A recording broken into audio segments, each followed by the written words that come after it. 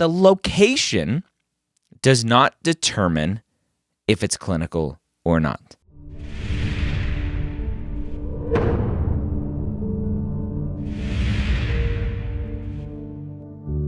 The Old Premeds Podcast, session number 304. Welcome to the Old Premeds Podcast. My name is Dr. Ryan Gray, your host here every week, where I take your questions directly from the non-traditional pre-med discussion forums over at premedforums.com. This week, we have a great question from a non-trad who works in a potentially clinical career, and they're wondering how to integrate that.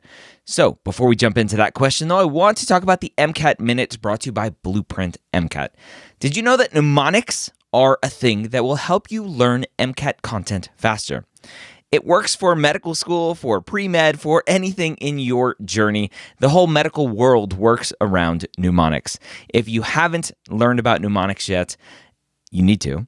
Go over to blueprintmcat.com, sign up for a free account, check out their flashcard platform, their spaced repetition flashcard platform that will help you learn these mnemonics. So you learn the content faster and you retain the content more. Again, that's blueprintmcat.com. So let's go ahead and jump into our question today, a question about speech pathology. Ryan M. says, I'm a practicing speech pathologist currently taking pre-med classes, among other things, to prepare for applying to medical school in the future. I'm curious which of my experiences might be seen by AdComs as, quote, clinical experience or hours. I've done several thousand hours of therapy and assessments with children, teens, in a school-based setting. All of those hours of therapy and assessment time were billed to Medicaid. I also have well over 1,000 hours of patient contact hours doing speech pathology work, particularly related to treatment of cognitive deficits as well as treating swallowing disorders, and psychiatric technician work at inpatient skilled nursing facilities and at a local inpatient psych hospital. Both of these experiences seem much less ambiguous in terms of being, quote, clinical experience, so I'm not exactly concerned about having enough significant clinical experience. I'm specifically wondering, however, if AdComs are likely to consider speech therapy / assessments in a school setting, quote, clinical experience or hours. Thanks in advance to anyone who shares ideas about this. So this is a great question, and the core of this confusion is it clinical if it doesn't take place in a clinic / hospital? This comes up all the time. And let me assure you right off the bat that the location does not determine if it's clinical or not, right? This is not the real estate market where it's location, location, location. Is it clinical does not matter where you are. It matters what you are doing and who you are doing it with. Let's talk about hospice care for a second. So hospice very often takes place in a patient's home, where you are just being with the patient. You are supporting them emotionally as a hospice volunteer.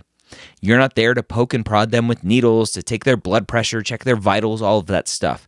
You are there to support a patient emotionally in their home. That's clinical experience. So when we talk about clinical, it's confusing because it has that word clinic in it, but the location doesn't matter.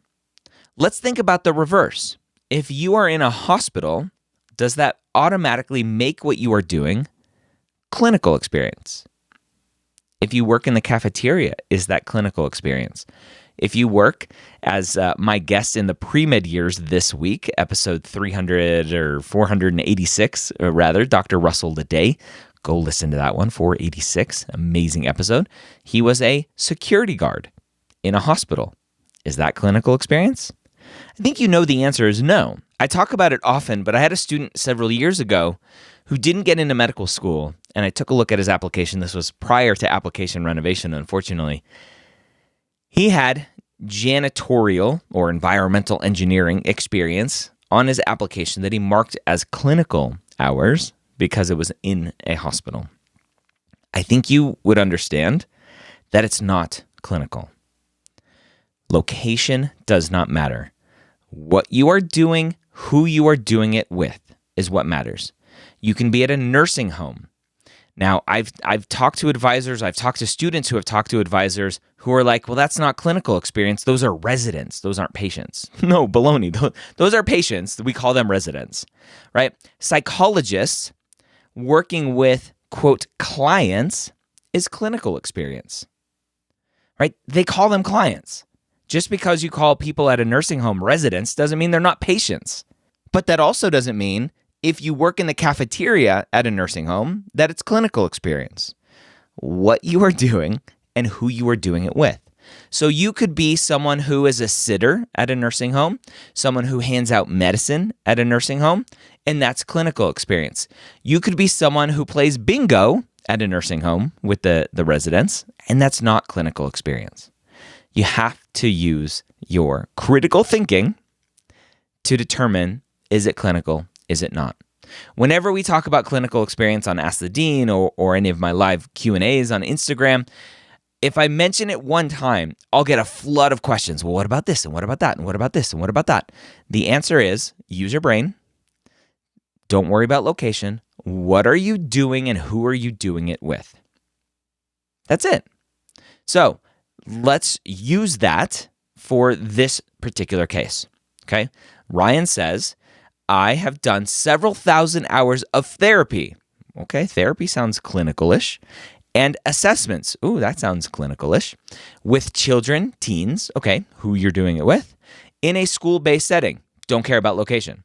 So therapy and assessments with children and teens as a speech therapist, right? Speech language pathologist. That's clinical experience. What are you doing? Therapy, speech language therapy. Speech language assessments with patients, children, teens, just happens to be in a school-based setting. Location, don't care. Clinical experience, that's it. You see how that works? It's pretty easy. So, Ryan, M, good name there. All of your experience as a speech language pathologist is clinical experience. It does not matter where you are doing it. You could do it in a house. You could do it with a mouse. You could do it in a box. You can do it with a fox, right? Doesn't matter, okay? Location doesn't matter. All right, hopefully that was helpful. Hopefully I drilled that one home enough, right? Location doesn't matter. End of story. I hope this was helpful. More Old Premeds episodes every single week when I get them out. Coming your way. Don't forget to subscribe in Spotify, Apple Podcasts, Google Podcasts. These come out on YouTube as well if you want to watch the videos and stare at my face for some reason. But go subscribe. Get these for free every single week. And don't forget to check out our sponsor, Blueprint MCAT, and go learn those mnemonics. Hope you have a great week. We'll see you next time here on the Old Premeds Podcast.